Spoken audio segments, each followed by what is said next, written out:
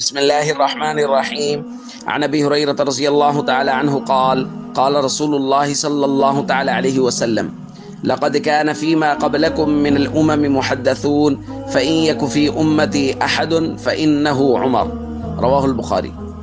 نبی کریم صلی اللہ علیہ وسلم نے ارشاد فرمایا، پکی بات ہے کہ تم سے پہلی امتوں میں محدث ہوا کرتے تھے، یعنی وہ لوگ جن کو الہام ہوتا تھا۔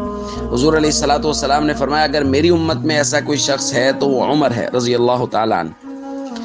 دوستو، حضرت عمر رضی اللہ تعالیٰ عنہ کی شخصیت الہامی شخصیت تھی، اسی لیے بارہا ایسا ہوا کہ کسی معاملے میں جو رائے حضرت عمر رضی اللہ تعالیٰ عنہ کی ہوتی تھی، قرآن کریم بھی اسی رائے کے مطابق اترتا، یعنی قرآن کریم حضرت عمر رضی اللہ تعالیٰ عنہ کی رائے کی تائید کرتا تھا۔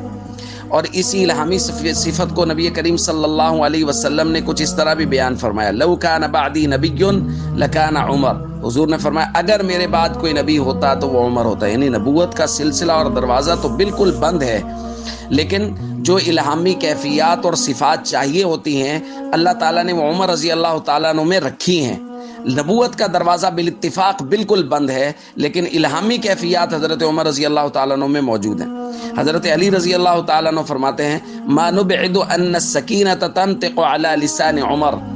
ہمارے ہاں یہ بات کوئی بعید نہیں تھی کہ سکینہ، وقار یا قول فیصل وہ عمر رضی اللہ تعالیٰ عنہ کی زبان پر جاری ہوگا۔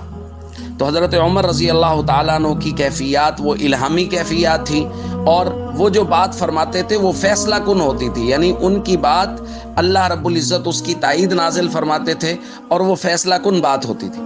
اس لیے حضرت عمر رضی اللہ تعالیٰ عنہ سے محبت، عقیدت، تمام صحابہ اور اہل بیت سے محبت رکھنا، اور صحابہ کرام کی صفات، یعنی مختلف صحابہ میں مختلف صفات دوسروں سے زیادہ ہوا کرتی تھی، تو الہامی صفات ہونے میں حضرت عمر رضی اللہ تعالیٰ عنہ دوسرے صحابہ سے منفرد ہیں۔ والسلام علیکم ورحمۃ اللہ وبرکاتہ۔